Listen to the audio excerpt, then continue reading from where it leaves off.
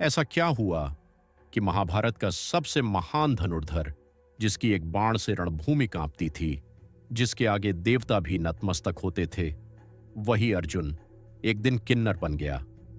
क्या ये कोई छल था, कोई श्राप, या फिर कोई दिव्य योजना? कौन थी वो स्त्री जिसने अर्जुन को नपुंसक बना दिया? और क्यों अर्जुन ने इतिहास की सबसे सुंदर अप्सरा का प्रेम प्रस्ताव ठुकरा दिया? क्या आप जानते हैं कि एक श्राप कैसे बन गया अर्जुन के अज्ञातवास का सबसे बड़ा हथियार?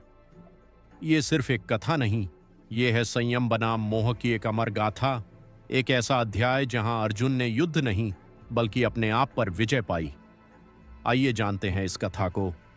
दर्शक बंधुओं, गरुड़ पुराण में कहा गया है कि जो भी कथा को बीच में छोड़कर जाते हैं वह पाप के भागीदार होते हैं।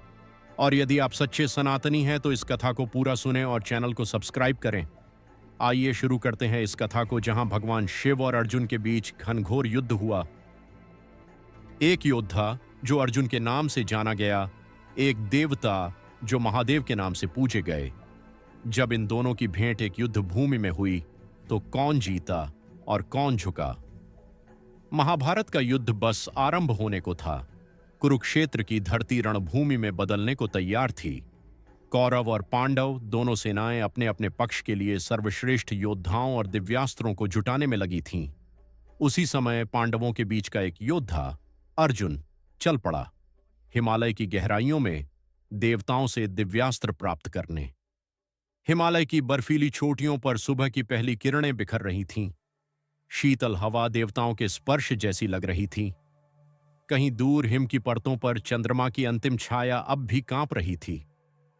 पक्षियों का कलरव वातावरण को जागृत कर रहा था। वृक्षों की शाखाओं पर ओस की बूंदें सूर्य की रोशनी में हीरे जैसी चमक रही थीं। इन पावन पर्वतों के बीच एक वीर योद्धा अपनी आंखें मूंद कर ध्यानस्थ बैठा था। उनके शरीर पर केवल मृगछाला थी, माथे पर रेखाएं तपस्या की गहराई की साक्षी थीं। वही थे कुंती पुत्र अर्जुन, महाभारत के महानायक, 5 पांडवों में मध्यस्थ, धर्म और युद्ध दोनों का गूढ़ अर्थ जानने वाला योद्धा। अर्जुन का तप बहुत दिनों से चल रहा था। उन्होंने भोजन त्याग दिया था, नींद त्याग दी थी, सुख दुख के द्वंद्व से ऊपर उठ चुके थे। उनका मन केवल एक लक्ष्य पर केंद्रित था, दिव्यास्त्र प्राप्त करना। उन्हें झांत था कि कौरवों के विरुद्ध जो महासंग्राम होने वाला है उसमें केवल धनुर्विद्या पर्याप्त नहीं, उन्हें ऐसे अस्त्रों की आवश्यकता थी जो केवल देवताओं से मिल सकते थे। कुछ दिन पूर्व अर्जुन ने एक और तपस्या की थी, इंद्रदेव को प्रसन्न करने के लिए। जब उनके तप का तेज ब्रह्मांड में फैलने लगा, तब आकाश मार्ग से एक दिव्य रथ उतारा था, स्वर्ण रथ, जिसमें स्वयं देवराज इंद्र विराजमान थे, उज्ज्वल किरणों से आवृत, आभा से दमकते। इंद्र ने अर्जुन के तप से प्रसन्न होकर कहा था, वत्स अर्जुन, तुम्हारी एकाग्रता और भक्ति ने मुझे प्रसन्न किया है, किंतु जिस पाशुपतास्त्र की तुम चाह रखते हो वह केवल महादेव की कृपा से ही प्राप्त होता है। अर्जुन ने जुड़े हुए हाथों के साथ नतमस्तक होकर कहा, पिताश्री, यदि आप आज्ञा दें तो मैं तप कर शिव जी को प्रसन्न करने निकलूं। इंद्र ने मुस्कुराकर कहा, यह मार्ग कठिन है अर्जुन। भगवान शिव कोई तुच्छ देव नहीं हैं, वे तुम्हारी परीक्षा अवश्य लेंगे, परंतु यदि तुम निष्ठा, भक्ति और विनम्रता से तप करोगे तो महादेव तुम्हें निराश नहीं करेंगे। अब कई दिनों से अर्जुन ने सांसारिक सब बंधनों से विमुख होकर भगवान शिव की उपासना में ध्यान लगाया था। उनके होठों पर केवल एक नाम था, एयूएम नमः शिवाय। प्रकृति भी अर्जुन की भक्ति के आगे नतमस्तक हो गई थी। बर्फ की चोटियां मौन थीं, पक्षी गान छोड़ चुके थे, वनों में खामोशी थी, मानो स्वयं हिमालय भी भगवान शिव के ध्यान में अर्जुन के साथ सम्मिलित हो गया हो। पर तप आसान न था।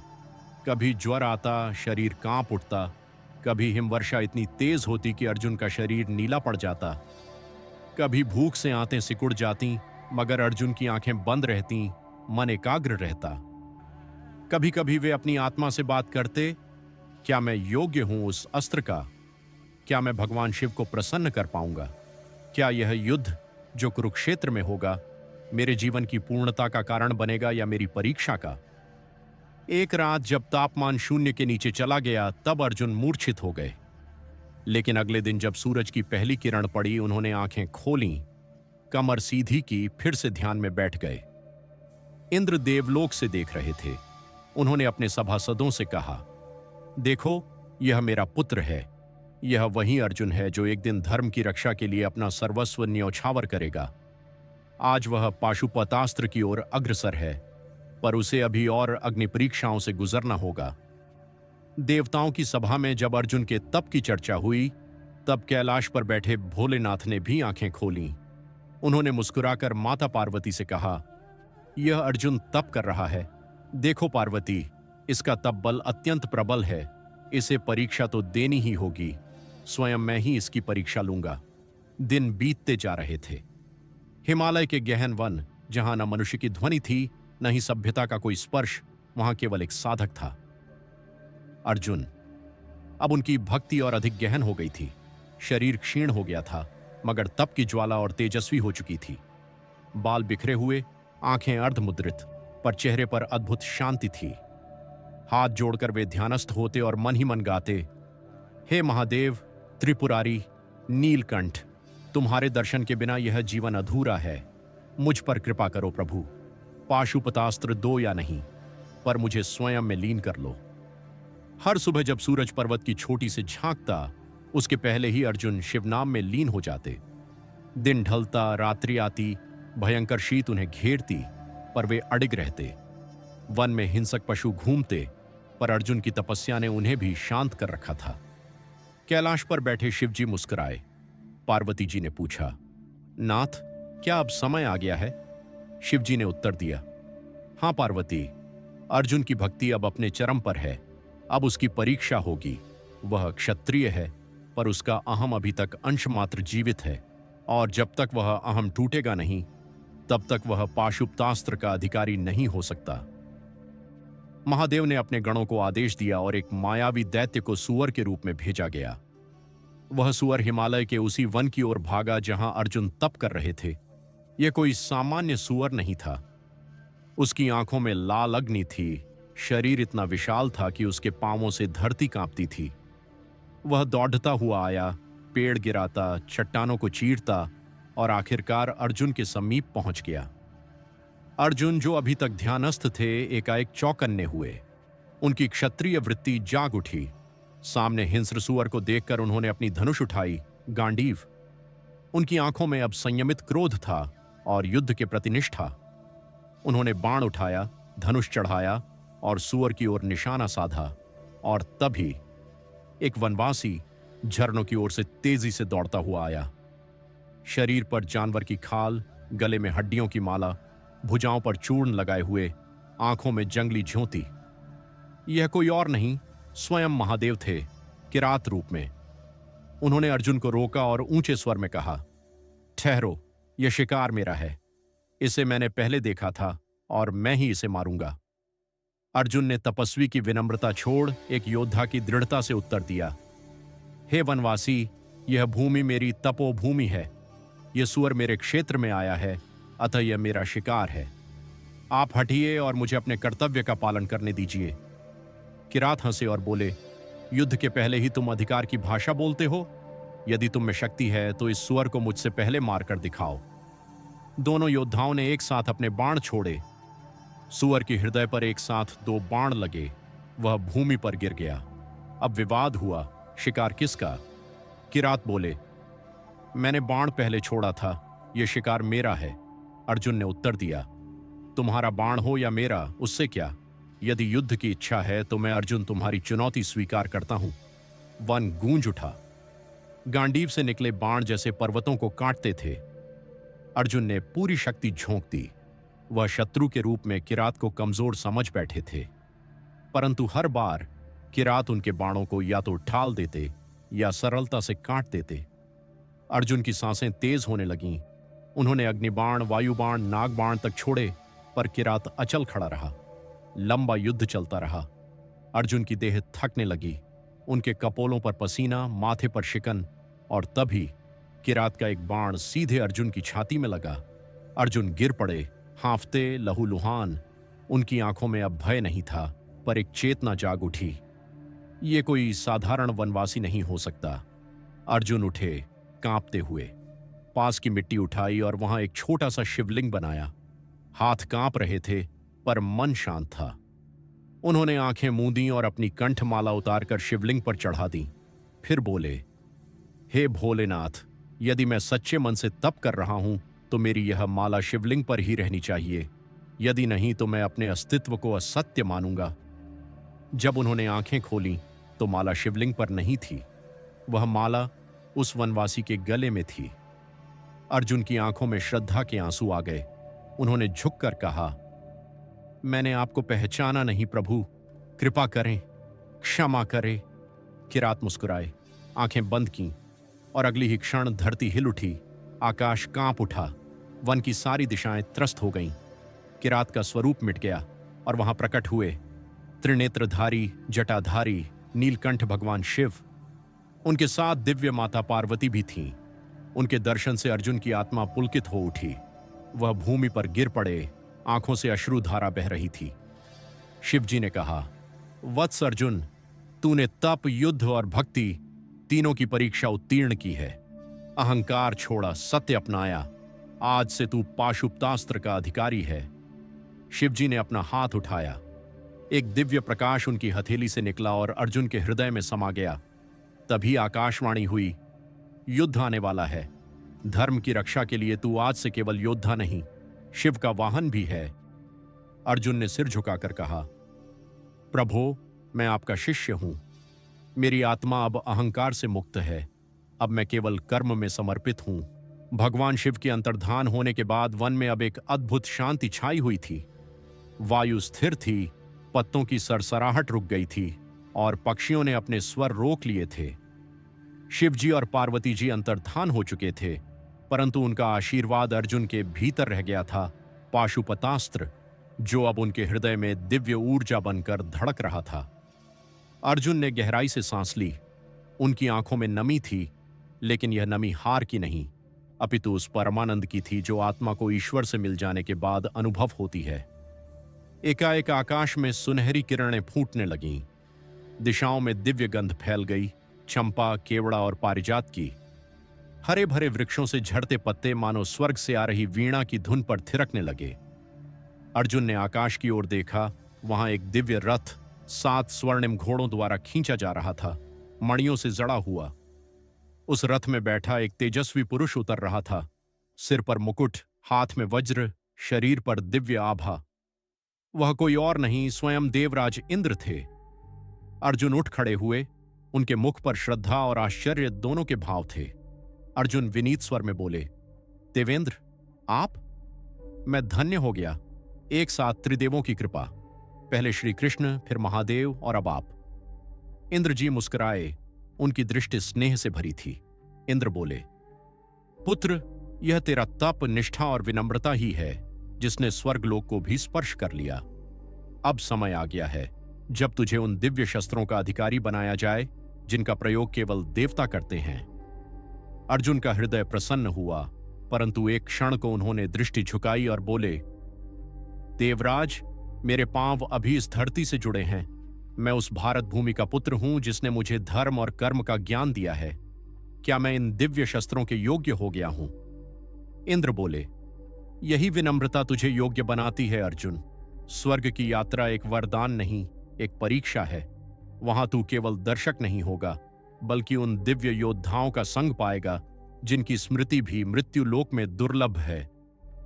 तू वहां जाकर ब्रह्मास्त्र, वज्रास्त्र, ऐन्द्रास्त्र और अनेक अगोचर विद्याओं का अभ्यास करेगा, परंतु वहां भी परीक्षा समाप्त नहीं होगी। इंद्र ने अपना हाथ बढ़ाया। एक दिव्य वेशभूषा प्रकट हुई, जो स्निग्ध रेशमी वस्त्र जो स्वर्ण कणों से जड़े थे, एक दिव्य धनुष, सारंग और आभामंडल से युक्त कवच। अर्जुन ने वह वस्त्र पहने और एक दीप की तरह जगमगाने लगे। अर्जुन ने एक अंतिम बार अपनी तपोभूमि को देखा, उस भूमि को स्पर्श किया जहां उन्होंने वर्षों ध्यान किया, शिव को स्मरण किया, युद्ध किया और विजय प्राप्त की। अर्जुन मन में कहा, हे धरती मां, मैं कुछ काल के लिए स्वर्ग जा रहा हूं, पर मेरी आत्मा यहीं रहेगी, युद्ध भूमि में, रथ के पहियों के नीचे, धर्म की जय में और अधर्म के विनाश में। जैसे ही अर्जुन रथ में चढ़े, आकाश के तारों ने मार्ग बना दिया। रथ वायु मार्ग से ऊपर उठ गया, पहाड़ पीछे छूटने लगे, नदियां उन लहरों में लुप्त होने लगीं और बादल चीरते हुए वे ब्रह्मांड के मध्य भाग की ओर बढ़े। स्वर्ग के द्वार खुलते गए, इंद्रलोक, यक्षलोक, गंधर्वलोक और अंततः अमरलोक। स्वर्ण से निर्मित महलों की श्रृंखलाएं, चंद्रमा की शीतलता से भी कोमल प्रकाश, मंद मंद चलती संगीत की लहरियां और हर ओर सुरा सुर और सौंदर्य का अद्भुत समन्वय। वहां नारद जी वीणा बजा रहे थे, गंधर्व नृत्य कर रहे थे, अप्सराएं दीपमालिकाओं से स्वागत कर रही थीं। इंद्र ने गर्व से घोषणा की, स्वर्गलोक, अपने बीच उस योद्धा का स्वागत करो जिसने न केवल धरती पर धर्म को साधा अपितु स्वयं महादेव से पाशुपतास्त्र पाया।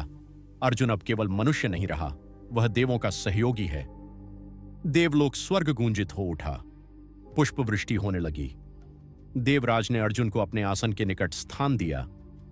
अग्निदेव, वरुण, यम, कुबेर सभी देवताओं ने अपने अस्त्रों की विद्या उसे प्रदान करने की बात कही। अर्जुन ने वहां भी अहंकार नहीं किया। उन्होंने हाथ जोड़कर सबको प्रणाम किया और कहा, मैं इन अस्त्रों का स्वामी नहीं, केवल माध्यम हूं, धर्म के रथ का एक पहिया हूं। यदि इनका प्रयोग कभी अधर्म के विरुद्ध हो तो मेरा जीवन सफल होगा। इंद्र ने मुस्कुराकर उत्तर दिया, यहां से आगे का मार्ग कठिन है पुत्र। यहां तेरे समक्ष दिव्य अस्त्रों की साधना होगी, अनेक देवों से सीखना होगा और वहां भी तेरी एक और परीक्षा होगी। ये कथा थी, समाप्त नहीं होती। आइए अब हम जानेंगे कि क्यों मिला अर्जुन को नपुंसक होने का श्राप। चारों दिशाओं में गूंज रहा था देवताओं का नगाड़ा। इंद्रलोक की दिव्य सभा अपने वैभव के चरम पर थी। आकाश के तारों के नीचे अप्सराएं नृत्य कर रही थीं और सुरों की मधुर लहरियां वायु में झूम रही थीं। तभी सभा के द्वार पर एक तेजस्वी योद्धा का प्रवेश हुआ। कंधों पर शौर्य की छाया, नेत्रों में संयम की आग और चरणों में विनम्रता का कंपन। वह कोई और नहीं, अर्जुन थे, पृथ्वी के पराक्रमी योद्धा, इंद्र के पुत्र, धर्म के पथिक। इंद्र सिंहासन से उठे और अपने पुत्र का स्वागत किया। इंद्र गर्व से कहा, पुत्र अर्जुन, स्वर्ग तुम्हारे चरणों से धन्य हुआ है। तुमने पृथ्वी पर धर्म की पताका फहराई है। अब आओ, इस दिव्य सभा का हिस्सा बनो। अर्जुन ने हाथ जोड़कर प्रणाम किया, फिर अपने स्थान पर विराजमान हुए। वहीं सभा के एक कोने में बैठी थी उर्वशी, स्वर्ग की सबसे रूपवती, सबसे मोहक, सबसे चंचल अप्सरा। उसकी आंखों में सौंदर्य के बादल थे और होठों पर मादक मुस्कान। जब उसकी दृष्टि अर्जुन पर पड़ी तो जैसे समय थम गया, वह ठिठक गई। उसकी हृदय वीणा के तार अनायास बज उठे। उर्वशी अपने मन में कहा, यह कौन है जिसके तेज ने मेरी चेतना को छू लिया? क्या यही है इंद्रपुत्र अर्जुन? उसके नेत्रों में धैर्य है पर भीतर अग्नि भी है। मैं उसे अपने समीप चाहती हूं। हां, अब और प्रतीक्षा नहीं। रात्रि के तीसरे प्रहर चांदनी जब स्वर्ण सी बह रही थी, उर्वशी स्वयं अर्जुन के कक्ष में पहुंची। वह सौंदर्य की पराकाष्ठा लग रही थी। रत्नों से जड़ी वस्त्रावली, केशों में छंपा की गंध और दृष्टि में निमंत्रण। उर्वशी ने नरम स्वर में कहा, हे वीर अर्जुन, मैं तुम्हें चाहती हूं। मेरा हृदय तुम्हारे चरणों में है। मैं तुमसे विवाह की इच्छा रखती हूं। क्या तुम मेरे जीवन के संगिनी बनोगे? अर्जुन स्तब्ध रह गए।